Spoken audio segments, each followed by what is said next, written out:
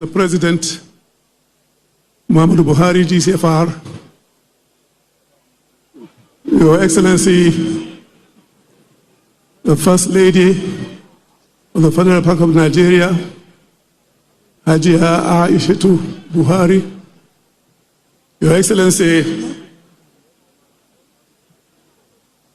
the Vice President of the Republic of Nigeria, Simbanjo, GCON, distinguished Senate President of the Federal Republic of Nigeria, the Right Honorable Speaker of the House of Representatives of the Federal Republic of Nigeria, all other protocols observed. It is with great sense of personal humility and gratitude to Almighty God that I warmly welcome you, distinguished leaders and members of our great party, to our historic 2022 convention. I cannot overemphasize the importance of this occasion for our party and our nation. You know as much as I do that the fate of our party depends on what we do here in the next 2 days. I urge us to commit to the best practices in party politics by being honest and fair in our dealings, as well as keep our eyes on the ultimate prize, the post-President Muhammadu Buhari presidency in 2023. Since this National Working Committee that I'm privileged to lead assumed office a little over 2 months ago, I have continually harped on the need for our unity. We can do nothing unless we are truly united in thoughts, words, and deeds. Unity is the only glue that can hold our party together. It should go without saying that we cannot go into the general elections next year and expect to remain in Aso Rock without putting our house in order. It does not take rocket science to unite the party. It takes sincerity of purpose, commitment, and determination to sacrifice our individual interests and ambitions to the larger interests of the party in the Federal Republic of Nigeria. I confess that I am glad to see that the healing process has just begun. It has been faster than anyone could have predicted. Things are not falling apart. Things are holding up. I am grateful to you all for standing by me and members of the National Working Committee in seeing that we carry out the first order of business in our party, and that is the total reconciliation of all the state branches of the APC that were held hostage by avoidable grievances. The evidence of the new unity of purpose is seen clearly and positively in the conduct of the primaries at local government and state levels.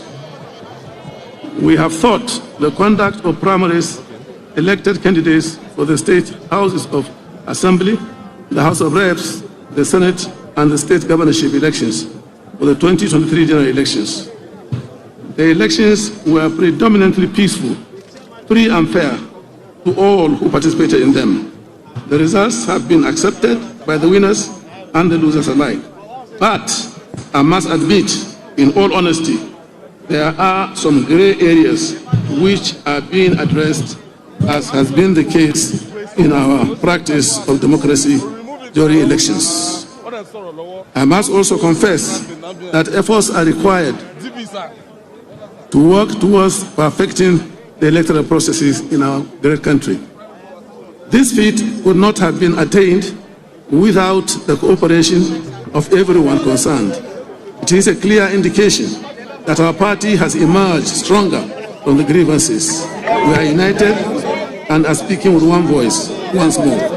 And at the end of the current exercise, we shall begin a steady march towards the 2023 general elections, buoyed by our resolute commitment to win and win big. at all levels of elective offices up for contest. I salute all of us. We begin this day the final lap in the preparations towards the 2023 general elections. The leaders and stakeholders in our party are gathered here with us. This is their day, and this is their time. The contest for who flies the flag of the party as presidential candidate has been robust, but generally sober and statesmanlike. We welcome all those who threw their hat into the ring. They are patriots with a zeal to build on the foundation of comprehensive national development laid by President Muhammadu Buhari, GCFR.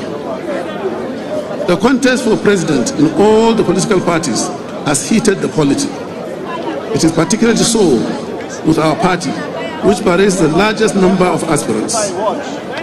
It is said that in war, as in all serious socio-political contests, truth is the first casualty. It is so in this context. We have watched with growing concern the feeding frenzy in the mainstream media and the irrelevant social media. The general public is daily fed with facts that are no longer than fiction about our party and even the President of the Federal Republic of Nigeria. Wild speculations, half-truths, and blatant lies dominate political discourse because they are calculated attempts to mislead the uninformed and excite primordial sentiments. We recognize the people's right to freedom of speech and of the press, but all freedoms impose a measure of responsibility on those who exercise them and how they are exercised.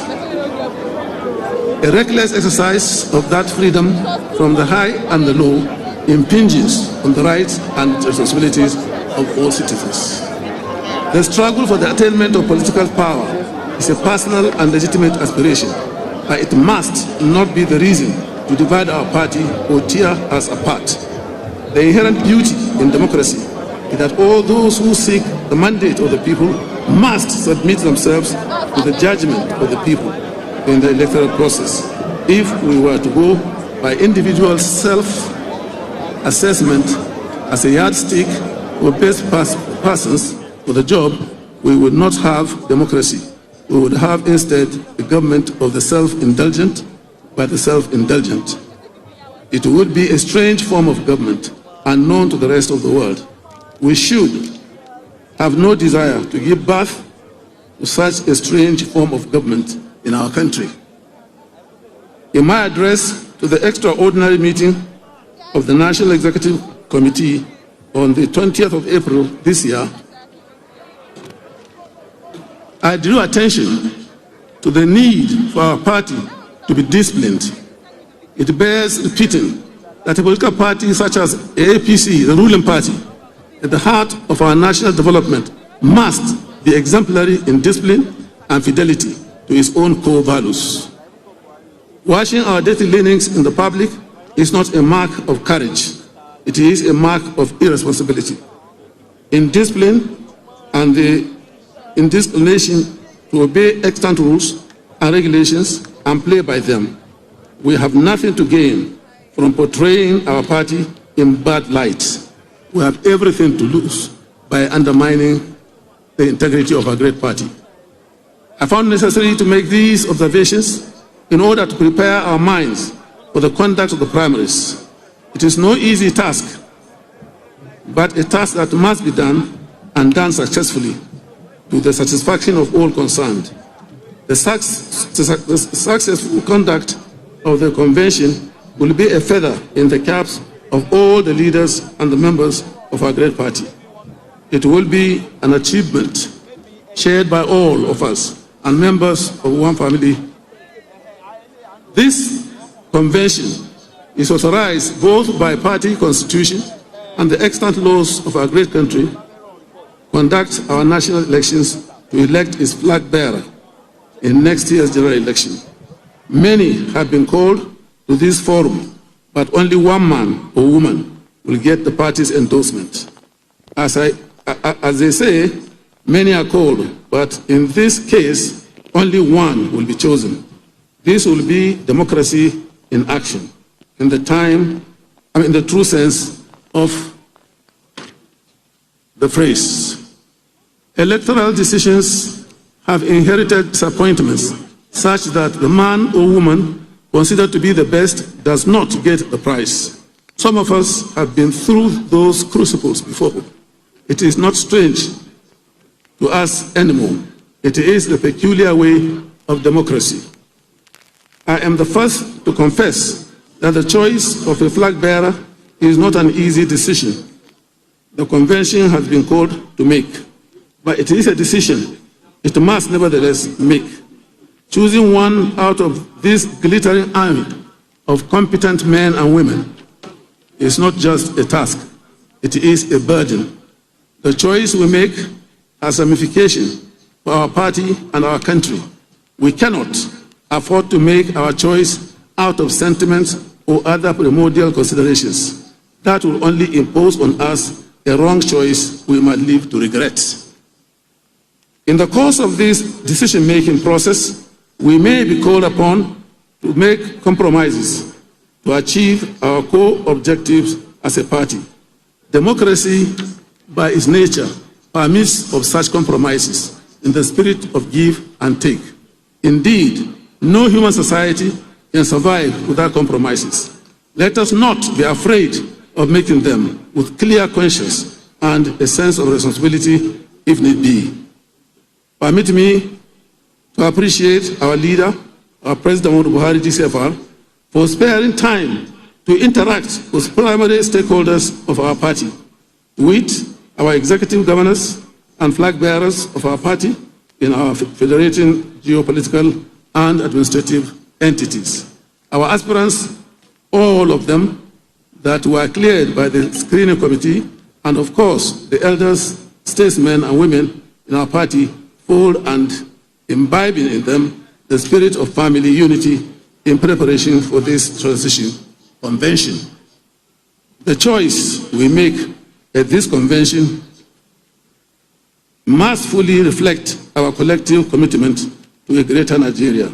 The flag bearer of our party must be a person with proven ability to respond to the challenges of our economic development, the security of our nation, and the effective management of our diversities in order to mold Nigerians into a cohesive whole reflected in our beautiful rainbow collection of tribes and cultures. Our cohesion has never been more important than it is at this stage in our national history. In conclusion, let me once more salute President Muhammadu Buhari for GCFR for his able leadership of both the party and our country. It is my sincere hope and prayer that his successor will be a man or woman who shares these ideals of a new Nigerian nation, forged from its many past eras of the head and the heart. Mr. President, distinguished leaders and members of our great party, I wish us peaceful, successful convention and elections. Thank you, and may God bless us.